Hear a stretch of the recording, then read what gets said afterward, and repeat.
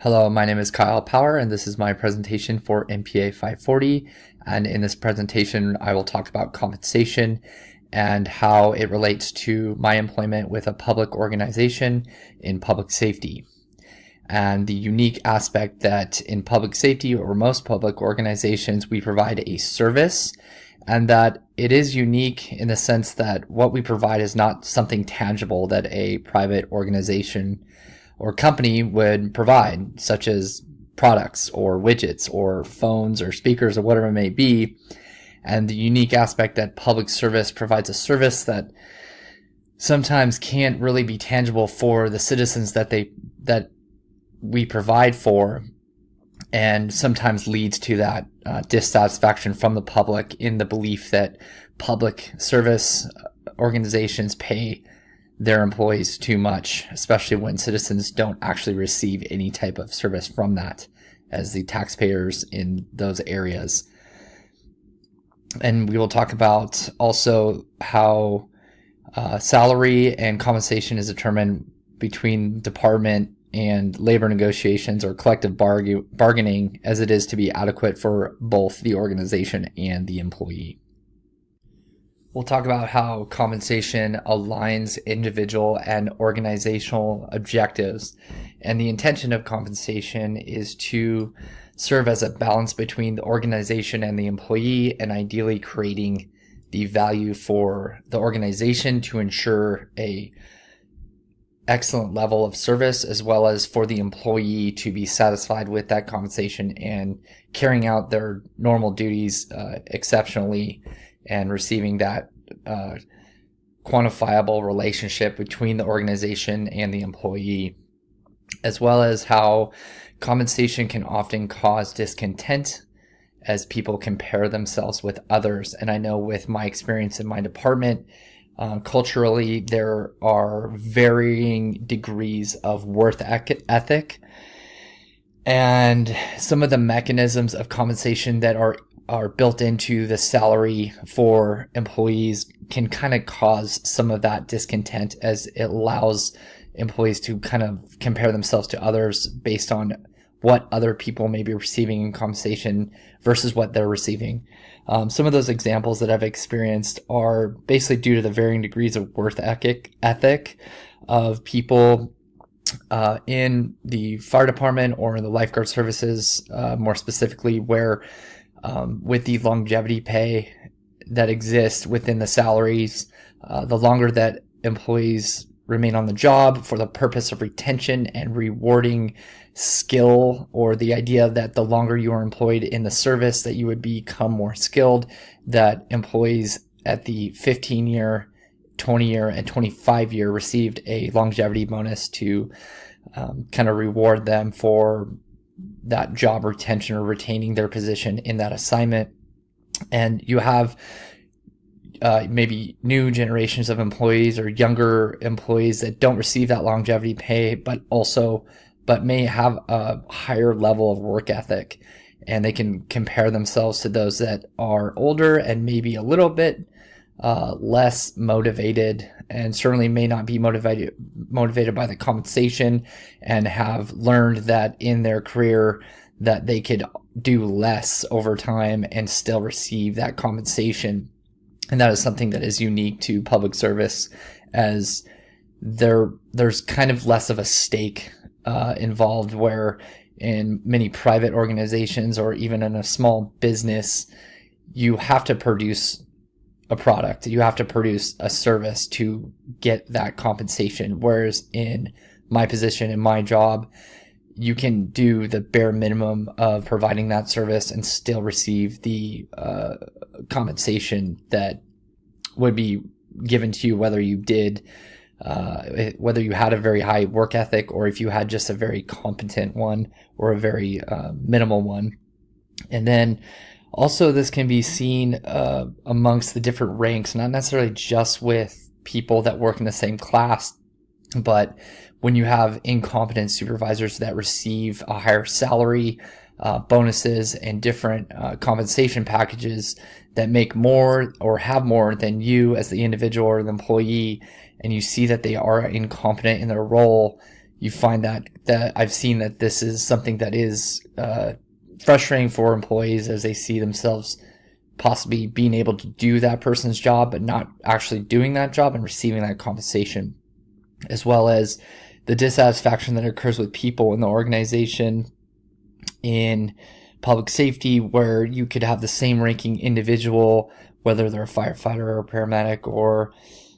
a lifeguard or a rescue boat captain, working in a specific station or geographic area in the county that may receive more calls for service or more 911 calls. There's obviously going to be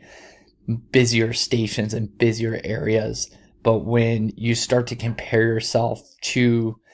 those that work in the slower stations or the slower areas, it's easy to see that you're doing more work for the same amount of money, and over time may seek to basically do less for the same amount of money. Although this is kind of just something that is culturally accepted in public safety and public service, and typically learning on the job is how you become experienced, and the best ways to do that is to work in the busiest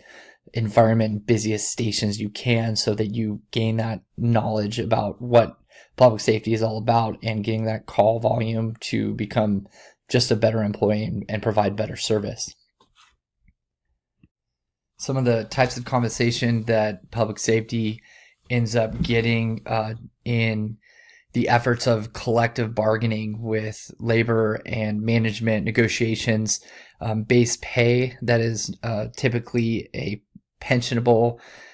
salary, the opportunity for overtime wages, which in public safety seems to be pretty rampant, especially now as we are still recovering from years of hiring freezes and vacancies that still exist from the great recession that took place back in the 2007-2008 period, although we did not see those effects until 2010, 11, and 12. Bonus pay, which would be mostly merit-based pay, which we were able to negotiate merit or bonus pay for different classifications and different skill sets in the department, and giving them not only incentive for becoming a rescue watercraft operator or a dive team member. These are certifications that you have to go seek out and continue to train and test and be skillful to receive these bonuses. One of the new ones within the County of Los Angeles is a peer support bonus to help the peers within the department with any type of negative effects that they're having after major crises or major incidents that take place on the job, to help with reducing the possibility of suicide and alcohol and drug abuse that is rampant in public safety. And it is undeniable that without mental health and peer support, these things are just going to be exacerbated. As well as the non-cash benefits. These are our healthcare benefits, our sick time, holiday time, vacation time, and then compensation time that we were just awarded to be able to use instead of taking overtime, taking extra shifts, allocating your compensation time to a bank where you can save your benefit time for a later date or a cash out, which is comprehensively a very generous compensation package for most public safety agencies, including our own. So compensation most across the board in public safety is negotiated through general salary movement with cost of living increases as they are negotiated with new memorandum of understanding contracts between labor and management. We talked about longevity pay as it serves as a mechanism for increased salaries over time for individuals as they get closer to retirement. They ideally have a higher level of skill set and knowledge in the job, and they are rewarded for being employed for those longer periods of employment. Bonus pay is something that is out there for the management positions as they strive to achieve MAP goals or goals within the department. And as they achieve these goals, whether it's reducing investigations, or if it's minimizing injuries or something like that, they receive bonuses based on these objectives or strategic plans. We talked about comparison of compensation within the organization, as well as it also happens across the same industry and public service, where an individual that is a lifeguard for another agency outside of Los Angeles County may also have discontent, as they are doing the same job essentially as the LA County lifeguards. However, they are being compensated at a very low level, specifically the Hawaiian lifeguards. As a union president, I talked to their president in Hawaii, and they do not have the compensation package that the County of Los Angeles has, and there is quite a bit of discontent as they constantly are comparing themselves to other organizations that receive a better and bigger compensation package, although they are doing very high risk rescue work in Hawaii, which is very needed. And then the annual evaluations, appraisals, and awards that the department kind of adds value by giving meaningful rewards to the individual that has a high level of service or does a good job. And what that does is not only just help the employee feel good about themselves, it highlights the department and helps brand that image to the public to alleviate any type of public, distrust or negative sentiment, as well as the public belief that public safety and public organizations often pay their employees way too much. And this can be addressed by branding the department and providing every level of service that we can provide, and basically staying out of the media for any negative interactions or any negative sentiment. So in conclusion, we talked about compensation as it relates to my organization with the Los Angeles County Fire Department, and the cultural aspects of how people become dissatisfied with comparing themselves to others. And although this dissatisfaction may exist from time to time, the compensation package that employees within the County of Los Angeles receive pretty much outweighs most of that dissatisfaction, as it is very generous and always across the board an industry leader in compensation, between the monetary compensation as well as the non-cash benefits. I apologize, this went really long and I did my best not to say every sentence. I hope you enjoyed. Thank you.